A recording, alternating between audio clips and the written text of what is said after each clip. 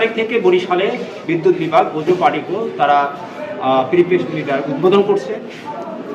আমরা দেশের বিভিন্ন জায়গায় যারা প্রিপেড মিটার ব্যবহার করে তাদের মাধ্যমে জানতে পারছি এটা একটা জটিল মিটার এবং এখানে হয়রানি এবং ভোগান্তির শিকার হচ্ছে তারা নিজেরাই।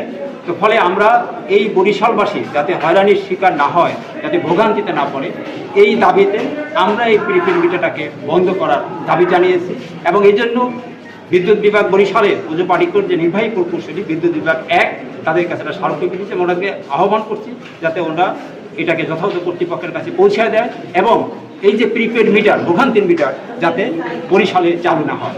এবং আমরা এও বলছি তাকে যে আমরা এই মিটার যদি তারা এইভাবে বন্ধ না করে তা আমরা একটা বৃহত্তর আন্দোলন করবো, প্রয়োজন আমরা কোর্টে যাব, মামলা করবো।